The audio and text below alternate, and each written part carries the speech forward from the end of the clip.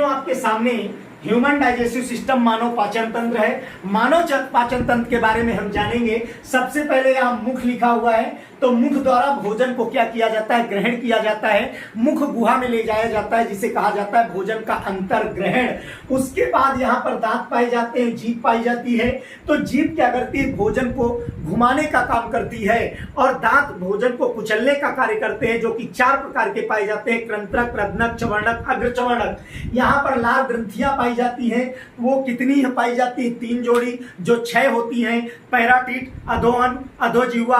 पैराटिट सबसे बड़ी होती है, अधोजिह्वा सबसे छोटी होती है, जिनसे लार स्रावित होता है, जो भोजन को गीला करता है, लुगदी बनाता है। और भोजन यहाँ से क्या होता है, ग्रास नली के माध्यम से पिसने कुचलने के बाद आमाशय में जाता है। यहाँ से जो भोजन जाता है वो क्रमानुकुंचन क्रिया कहलाती है। और भोजन जब आमाशय में जाता है तो आमाशय में एकत्रित होता है। आमाशय जे आकार की थैली होती है जिसमें HCl अम्ल पाया जाता है, जो भोजन को अम्लीय बनाने का कार्य करता है। और उसके बाद यहाँ पर आप देख पा रहे होंगे यकृत यानी लीवर मानव शरीर की सबसे बड़ी ग्रंथि है, जिसमें पित्तरस का निर्माण होता है। पित्तरस पाचन में सहायक होता है, जो क्या होता है, पित्ताशय में जो नाशपाती के आकार की संरचना है उसमें भंडारित होता है। उसके बाद आमाशय से भोजन पचने के बाद पाचन के क्रम में जाता है कहाँ, छोटी आंत में, जो लगभग 7 मीटर लंबी होती है। वहां पर जाकर के क्या होता है, जो दीर्घरोम पाए जाते हैं, रक्तवाहिकाएं खुली होती हैं, वो पोषक पदार्थों को ऑब्जर्व कर लेती हैं। यानी जिस प्रक्रिया को हम क्या कहते हैं, स्वांगीकरण कहते हैं, क्योंकि पाचन यहीं से शुरू हो जाता है और बड़ी आंत तक साथियों पाचन होता है। तो यहाँ पर क्या होता है, पोषक तत्वों का अवशोषण, कोशिकाओं में जाते हैं स्वांगीकरण, बचा हुआ अर्ध तरल ठोस हमारी बड़ी आंत में चला जाता है, जो 5 फुट के आसपास होती है। और यहाँ पर जल का अवशोषण कर लिया जाता है साथियों।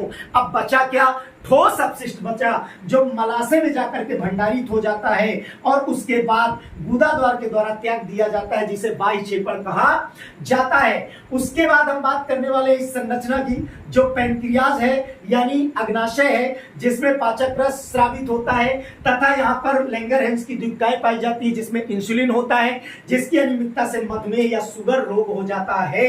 और उसके बाद हम बात करने वाले हैं किसकी, प्लीहा।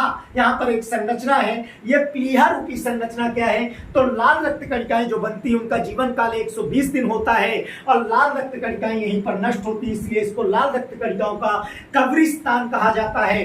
तो हमारा पाचन 5 चरणों में पूर्ण होता है साथियों। भोजन का अंतर्ग्रहण, पाचन, अवशोषण, स्वांगीकरण, बाह्य क्षेपण, इस तरह से संपूर्ण पाचन आपका पूर्ण हुआ साथियों। धन्यवाद।